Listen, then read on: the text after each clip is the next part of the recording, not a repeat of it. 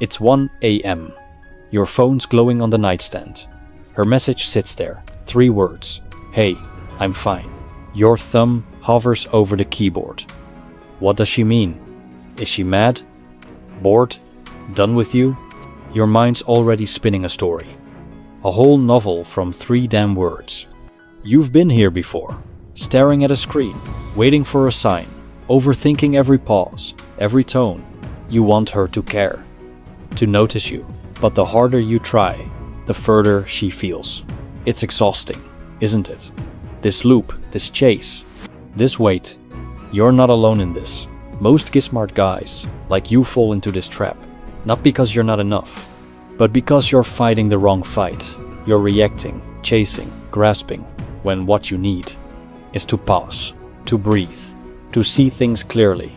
Today, we're not here to fix you, or to promise you'll win her. We're here to slow down, to look at how attraction works. Not with tricks, not with games, but with quiet truths. 7 simple ideas, rooted in how people think, how they feel, and how you can move through it all, without losing yourself. If this feels like you, if you've ever stayed up too late, stuck in your head, leave a quiet sign below. Not for me, not for fame, but so someone else, just like you, can find this moment, this pause. Let's start with the first idea. It's about absence. Not the kind you fake, not some game to seem busy, but the kind that comes from living your own life, fully, deeply. You know that guy, the one who's always there. Texts back in seconds, drops everything when she calls. He's trying so hard, too hard, and she feels it. She sees his need, his cling, and it pushes her away. Not because she's cruel, but because humans, we value what's rare, what's hard to hold. Think about it. A limited edition book. A quiet coffee shop only a few know. They pull you in. Not because they're better, but because they're scarce. They feel special. Now think about yourself. If you're always there, always answering, always waiting, where's the space for her to wonder, to miss you, to want you? A guy I know, let's call him Samoost to be that guy. He'd text her good morning, good night, how's your day? She'd reply. Sometimes, but it felt flat, like she was just being polite. He came to me, drained. What am I doing wrong? He asked. I didn't give him a trick. I asked him one question. What's your life outside of her? He paused, then admitted. Not much. Work, gym, Netflix. Her. That was his world. No wonder she felt crowded. He was giving her all his time, but none of his depth. So we changed one thing. He stopped chasing her, not to play hard to get, but to chase himself. He picked up an old hobby photography. Started waking up early to shoot sunrises. He didn't post it online, didn't brag. He just did it. For him, when she texted, he'd reply. But later, sorry, was out shooting. What's up? Within 2 weeks, something shifted. She started texting first, asking about his photos, wanting to meet. She felt his ape sense, not because he was gone, but because he was somewhere else, living. Marcus Aurelius once said, "You have power over your mind, not outside events. Your time is yours, your energy is yours. When you fill your days with purpose work, passions, even quiet moments alone, you create space. Space for her to step closer, not because you tricked her, but because you're worth stepping toward." Try this, today. Don't text her first. Don't check her stories. Go do one thing for you. Read a page, walk a mile, fix something broken. Let her feel the quiet of your absence, not to control her, but to free yourself. Now, the second idea. It's about stillness, not coldness, not ignoring her, but staying steady. Even when your heart's racing, even when she's pulling away. You've felt it. She takes hours to reply, or her tone's off, and your stomach twists. You want to fix it, to text again, to ask, "You okay?" But that urge, that need to react, it's a signal. You're letting her control your peace. I worked with a guy, Jake. Smart, creative, always thinking. He'd obsess over her messages. One short reply and he'd spiral. She's losing interest, he'd think. He'd send another text, then another, each one weaker, more desperate. And she'd drift further. Here's the truth. The more you chase her emotions, the less she respects you. Not because she's mean, but because humans. We're drawn to strength, to someone who doesn't crumble when we're distant, who doesn't beg for our warmth. Epictetus said, "You become what you give your attention to." If you give your attention to her silence, her mood, you become that anxiety, that need. But if you give your attention to your own stillness, you become something else, something solid. Here's how Jake changed. When she took hours to reply, he didn't text again. He didn't stare at his phone. He went for a run, or wrote in his journal. Not to distract himself, but to stay with himself. When he finally replied, it was calm. "Hey, been out. What's good?" No panic, no pleading. And something happened. She started opening up. Her replies got longer, warmer, because his stillness wasn't a game. It was real. He wasn't pretending not to care. He was caring for himself. Try this. Next time she's distant, don't react. Don't text twice. Don't ask what's wrong. Just breathe. Do one thing that grounds you. Wash a dish. Stretch. Listen to a song. Let her come to you. Not because you're playing hard to get, but because you're already found. The third idea. It's about worth. Not the kind you shout about. Not your job title, or your car, or how much you lift. But the quiet kind. The kind she discovers. Like a secret she's lucky to find. You know that guy who brags, drops his salary in conversation, mentions his big project at work. He thinks it impresses her, but it doesn't. It feels forced, like he's trying to sell himself, and she pulls back. Not because she doesn't care, but because she senses his need for her approval. I knew a guy, Tom. Successful, mid-30s, sharp, but he couldn't keep a woman's interest. He'd talk about his deals, his travels, his grind, and they'd nod, smile, then ghost. He was confused. "I'm doing everything right," he said. But he wasn't. He was showing his worth, instead of letting it show itself. Seneca said, "True power is to need nothing from others. Your value isn't in what you say, it's in what you do, how you move, how you carry yourself. When you're disciplined, focused, calm, people notice, without you saying a word." So Tom changed. He stopped talking about his wins. When they went out, he asked about her dreams, her small moments. He listened, really listened, and when she asked about him, he'd say less. "Work's good, been reading a lot lately," but she'd see it, his sharp posture, his steady gaze, the way he tipped the waiter well. She'd overhear him on a call, handling business with quiet confidence, and she'd wonder, who is this guy? Within a month, she was hooked, not because he sold her on his worth, but because she found it. Like a treasure, she uncovered herself. Try this. Tomorrow, don't tell her what you've done. Don't list your wins, just live them. Finish a task, dress sharp, move with purpose. Let her notice, not because you're hiding, but because your worth speaks louder than words. The fourth idea. It's about space. Not distance to punish her, not absence to manipulate, but the kind of space that lets a connection breathe. Like air between notes in a song.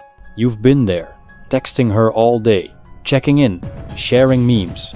It feels good. At first, but then it flattens. The spark fades. She replies less.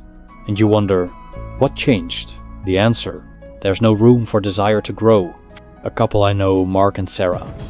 They were stuck in this. Constant texts, daily calls, always on. Mark thought it was love. But Sarah started pulling away. She didn't say why. She just seemed bored. I asked Mark, "When do you give her space?" He looked blank. "Space," he said. "I don't want to lose her. But here's the thing." Humans don't bond through constant presence. We bond through rhythm, closeness, then distance, warmth, then quiet. It's the space that makes the closeness feel alive. Marcus Aurelius said, "The soul becomes dyed with the color of its thoughts." If your thoughts are always on her, always filling her inbox, you're dyeing the connection gray, flat. But if you step back, give her room to think, to miss you, the color returns. Mark tried it. He stopped texting all day, not to play games, but to live. He'd call her in the evening. One good talk, deep, present. Then he'd let the day breathe. No good night texts. No, "How's your morning?" Just space. And Sarah noticed. She started reaching out, sending him photos, asking when they'd meet. The space woke her up. Try this. For one day. Don't initiate. Don't fill her silence with texts. Be there when you're together. Fully. Then step back. Let her feel the space, not to control her, but to let the connection live. The fifth idea. It's about seeing. Not judging her moods. Not decoding her words. But seeing her. Really seeing. The currents beneath her surface. You've misread her before. She says, "I need space," and you panic, think she's leaving. So you push closer, text more, ask what's wrong. Or she snaps. Seems cold, and you take it personal, get mad. But what if she's not mad at you? What if she's just feeling something else? A guy I worked with, Chris. He was stuck in this. His girlfriend would go quiet, and he'd spiral. She doesn't want me, he'd think. He'd confront her, demand answers, and she'd shut down more. The problem wasn't her, it was him. He wasn't seeing her. He was reacting to his own fears. Epictetus said, "Men are disturbed not by things, but by their opinions of them." Her silence isn't rejection. Her sharp tone isn't hate. They're signals, clues to what's moving inside her. If you can see those currents without judging, you'll know what to do. Chris learned this. When she went quiet, he stopped pushing.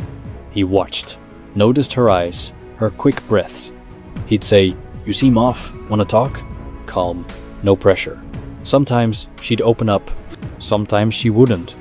But he stayed steady, and she started trusting him, because he saw her, without making it about him. Try this. Next time she's off, don't assume, don't react. Just see. Her tone, her pause, her energy. Ask a quiet question, or say nothing. Let her come to you. Not because you're distant, but because you're present. The sixth idea. It's about pause. Not silence to manipulate, not quiet to win, but a pause that lets the moment breathe. Lets her feel her own thoughts. You know that urge. She says something sharp, or pulls away, and you want to fix it, explain, defend. You fill the air with words. But it backfires. The tension grows, because you didn't pause. You didn't let the moment settle. A client, Daniel, he was like this. His crush would test him, say something dismissive, and he'd jump in. Long texts, calls, trying to clear things up, but it pushed her away. I told him, "Next time, pause." He looked skeptical. Won't that make it worse? But here's why it works. Humans hate voids. Silence makes us think. When you pause, you give her space to face her own words, her own feelings. That quiet, it's louder than any argument. Seneca said, "Silence is a lesson learned from the many sufferings of life." A pause isn't weakness, it's strength. It says you don't need to fill the air. You're okay with the tension. And that okayness, it pulls her back. Daniel tried it. She made a snarky comment. He didn't bite, didn't text back, just paused. A day later, she messaged, "You okay?" His silence didn't push her away, it brought her closer, because it made her think. Try this. Next time she tests you, or says something that stings, pause. Don't reply. Don't explain. Let the moment sit. Not to win, but to let it breathe. The seventh idea. It's about freedom. Not controlling her. Not holding tight, but letting go. giving her space to choose, and trusting yourself enough to be okay, no matter what. You felt that grip, wanting her to stay, to commit, to be yours. So you plan every date, check in constantly, ask where she's going. But the tighter you hold, the more she slips. Not because she doesn't care, but because humans, we crave freedom. I knew a guy, Ryan, he was like this. Planned every moment with his girlfriend, got anxious when she went out. He thought it showed love, but she felt trapped. I need space, she said, and he panicked, tried harder, planned more, until she left. Marcus Aurelius said, accept the things to which fate binds you. You can't control her, her choices, her heart, but you can control you, your peace, your freedom, and when you give her that same freedom, something shifts. Ryan learned this. When she pulled away, he didn't chase. He said, take the time you need. I'm here. Not cold, not desperate, just free. And she came back. Not because he forced her, but because he let her choose. Try this. Next time you feel that grip, that need to control, let go. Say, do what feels right for you. Mean it. Be okay with her leaving. Not because you don't care, but because your freedom is enough. It's late now. Your phone's dim, the world's quiet. You're not spinning anymore, not chasing, not reacting, just here, with yourself. You don't need to win her, or anyone. You don't need to be louder, or bigger, or more. You just need this quiet strength, this calm. Carry it with you, tomorrow, the next day, wherever you go. If this helped you, pause. If it made your mind a little lighter, come back tomorrow. Not to learn, not to fix, just to remember.